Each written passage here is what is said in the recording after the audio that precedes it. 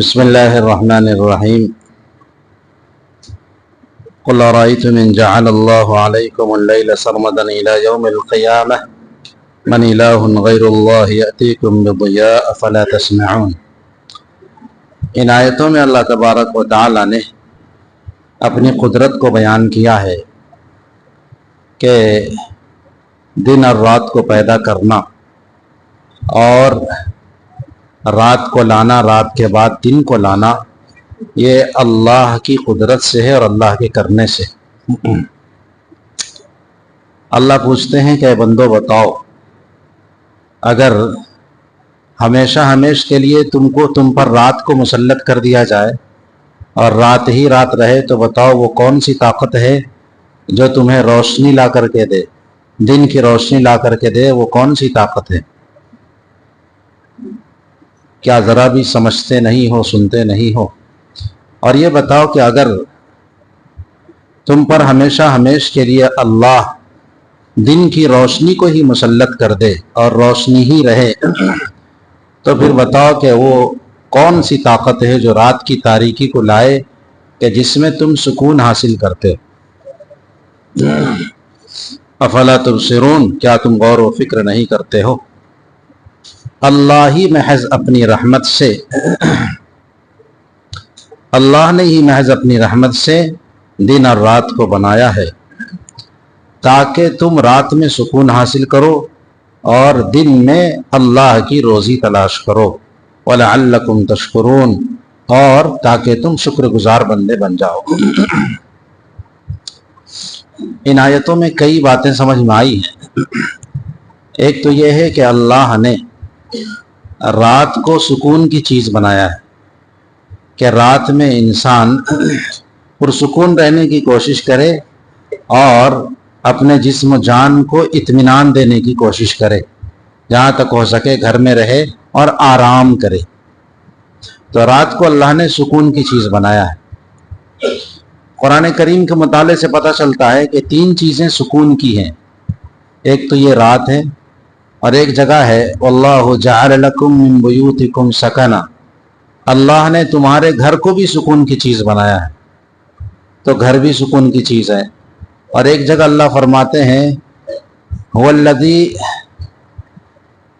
وہ کہ تمہاری جو بیویاں ہیں وہ بھی تمہاری لِتَسْكُنُوا إِلَيْهَا، وَاللَّهُ جَعَلَ لَكُم وَاللَّهُ خَلَقَكُم، نواں پارہ میں جو ہے هُوَ الَّذِي خَلَقَكُم مِّن نَّفْسٍ وَاحِدَةٍ وَجَعَلَ مِنْهَا زَوْجَهَا لِيَسْكُنَ إِلَيْهَا، اللہ نے بیوی کو پیدا کیا تاکہ تم اس سے سکون حاصل کرو۔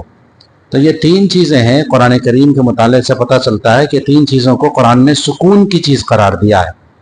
بیوی ہو، عورت نہیں بولا میں، ارے میں نے عورت نہیں کہا، میں نے کہا بیوی۔ عورت سے سکون نہیں ملتا ہے، بیوی سے سکون ملتا ہے۔ کسی عورت سے رابطہ ہو جائے تو سکون ہی ختم ہو جائے گا، نہیں، کسی عورت سے رابطہ ہو جائے تو سکون ختم ہو جائے گا۔ قرآن نے عورت نہیں کہا، زوج کا لفظ استعمال کیا، نہیں تمہاری بیوی ہونی چاہیے۔ تو بیوی سے سکون ملتا ہے، اپنا گھر ہونا چاہیے، کرایہ کا مکان نہیں، کرایہ کے مکان میں سکون نہیں ہے۔ اور نمبر 3، رات ہونی چاہیے۔ اب ہم اپنی زندگی میں غور کریں، بعضوں کے پاس بیوی نہیں ہے، بعضوں کے پاس مکان نہیں ہے، بعضوں کے پاس رات نہیں ہے۔ وہ بیچارے مچھلی کا کاروبار جو کرتے ہیں ان کے پاس رات ہے ہی نہیں، وہ رات میں کام کرتا ہے، دن میں سوتا ہے، ختم ہے سکون۔ اس کے بعد وہ کسی بہت بڑی بیماری میں مبتلا ہو جاتے ہیں، پیسہ تو ہے، کہانی ختم ہے ان کی زندگی کی۔ تو اللہ نے، اب آپ بتائیے نا، ایک چیز آپ نے غور کیا، رات ہوتے ہی ہر ایک کو نیند آنے لگتی ہے۔ کہا ہے بھائی ہم یہ طے کر لیں کہ ہم ڈرم بجائیں گے، آپ طے کر لیجئے کہ وہ تلاوت کریں گے، وہ طے کر لیجئے کہ ہم ذرا سا ادھر ادھر گھومیں گے، ٹہلیں گے۔ یہ سب پر اگر سب بیٹھے رہیں رات کے وقت میں اور کوئی بات نہ کرے تو دیکھیے سب پر نیند طاری ہو جائے گی۔ تو وہ کون سی ذات ہے کہ جو رات کو نیند طاری کر دیتی ہے؟ اس کا مطلب یہ ہے کہ رات کو اللہ نے ایسا بنایا ہی ہے کہ خود بخود انسان سونے کی طرف مائل ہوتا ہے۔ تو اس سے بھی انسان کو سوچنا چاہیے کہ جہاں تک ہو سکے رات کو سکون کے لیے جب اللہ نے بنایا ہے تو ہم اس میں اپنے جسم و جان کو اطمینان ہی دیں اور آرام دینے کی کوشش کریں. اسی لیے حدیث میں آتا ہے کہ عشاء کے بعد سمر ناجائز ہے. سمر کا مطلب ہوا قصہ گوئی، ادھر ادھر کی بات، لا یعنی باتیں. مگر 2-3 شخصوں کو اجازت ہے. ایک تو یہ ہے کہ جو شادی شدہ ہے بیچارہ، بیوی کے ساتھ بات کر رہا ہے تھوڑی دیر کے لیے، یا کوئی مسافر ہے جو سفر میں جا رہا ہے تو بات نہیں کرے گا تو کیسے ہوگا. اور تیسرے یہ ہے کہ کوئی عبادت ہی کرنا چاہتا ہے رات بھر تو تھوڑی دیر گفتگو کر لے گا پھر عبادت کرے گا. ورنہ اس کے علاوہ کسی کے لیے بھی سمر کی اجازت نہیں ہے، یعنی عشاء کے بعد اور کوئی گفتگو نہیں، بس سونے کی کوشش کرو. لیکن ہمارے ہاں عشاء کے بعد تو ناشتہ ہوتا ہے نہیں، بھلا عشاء کے بعد بھی تھوڑا ناشتہ کر رہے ہیں. کھانا کب ہوگا؟ رات کے 1 بجے کھانا ہوگا. اور فجر، بولا فجر 10 بجے 10 بجے فجر کی نماز پڑھیں گے اٹھ کر کے. اچھا جی، تو یہ سب بے ترتیبی ہے، ان سب کو ٹھیک کرنا چاہیے آدمی. اور ایک چیز یہ بھی سمجھ میں آئی کہ اللہ نے رات کو کمانے کا ذریعہ نہیں بنایا ہے، دن کو کمانے کا ذریعہ بنایا ہے. یہ جو انگریز ہے نا، یہ بہت شرری قوم ہے. یہ انگریز ایک چیز کو ایجاد کر کے بر صغیر میں اور دوسرے ایسے ملکوں میں جو ایشیائی ممالک ہیں ان پر یہ مسلط کر دیتی ہے، اور اپنے یہاں سسٹم ٹھیک رکھتے ہیں وہ لوگ. ان کے یہاں آج بھی کارخانہ کھلتا ہے دن کے 7 بجے، اور ہمارے یہاں کارخانہ کھلتا ہے 11 بجے. یہ ہے اس کا سسٹم.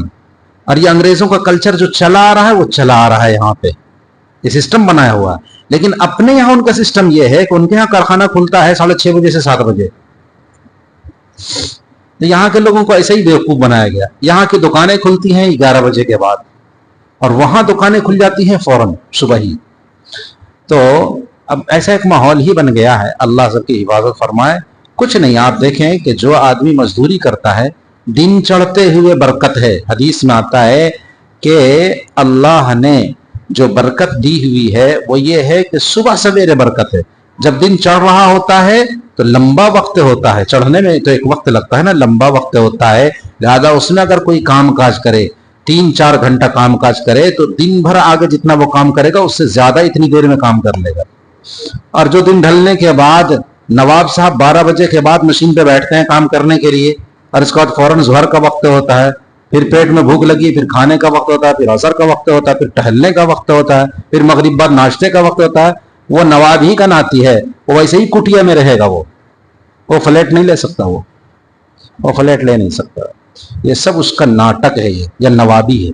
ہم اس کو تسلیم نہیں کرتے ہیں. آدمی کھٹنا نہیں چاہتا ہے. تو اصل یہ ہے کہ صبح سویرے کام کرے. صبح سویرے کا جو وقت ہے اس میں جب انسان کام کرے گا تو اس میں اللہ تبارک و تعالیٰ نے برکت رکھی ہوئی ہے.